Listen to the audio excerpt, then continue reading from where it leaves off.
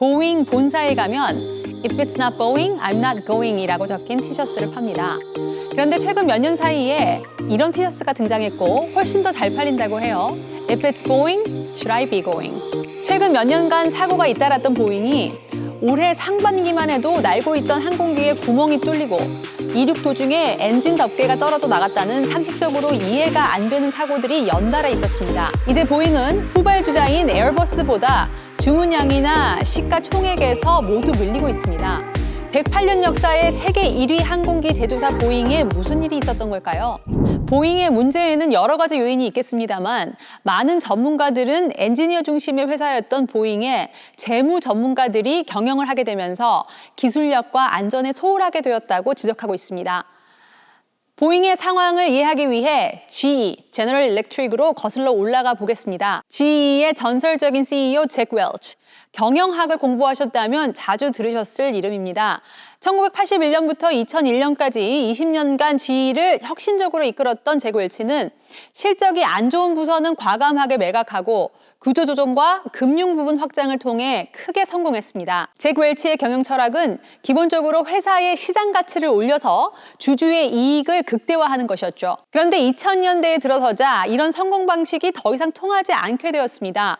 2008년 미국의 금융위기 이후로 GE 캐피털 부분은 그룹 전체에 영향을 주는 부실 부서가 되었고 근본적인 기술력을 상실한 GE는 내리막길을 걸을 수밖에 없었습니다. GE의 주가는 2000년에 정점을 찍고 지금은 5분의 1 수준이 되었고요.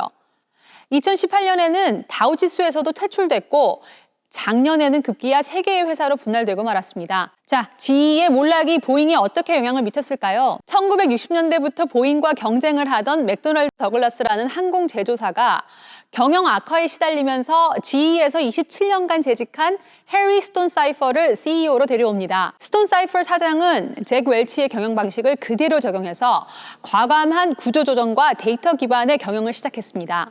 그래서 주가가 한때 4배나 오르게 되었고 1997년에는 좋은 값에 보잉에 매각하게 되었습니다. 그 과정에 스톤 사이퍼를 포함한 GE 출신의 임원들이 보잉에 진출하게 되었는데요. 역시나 기술이나 생산보다는 금융과 아웃소싱을 통한 GE식 경영 방식을 적용하게 되었겠죠. 그 이후로 20년간 보잉은 3명의 GE 출신 CEO들이 회사를 이끌었습니다. 실적이 좋지 않은 부문은 매각 혹은 구조조정, 그리고 실적이 잘 나가는 금융 부분을 계속해서 확대했습니다. 데이터에 의한 실적 평가가 상대적으로 어려운 개발 부문 혹은 생산이나 품질 관리 부문 등은 환영을 받지 못하는 시스템이 자리 잡게 되면서 엔지니어들은 설 자리가 없어졌고 이런 현상은 결국 항공기의 심각한 품질 저하로 이어질 수밖에 없었습니다. 비행기 문짝이 날아가고 엔진 뚜껑이 떨어지는 사고가 우연이 아니었던 것 같죠? 심지어 그 사건 관련해서 회사의 안전 불감성에 대한 내부 고발을 했던 전 보잉 직원이 조사 중에 자살하는 안타까운 사건도 있었고요.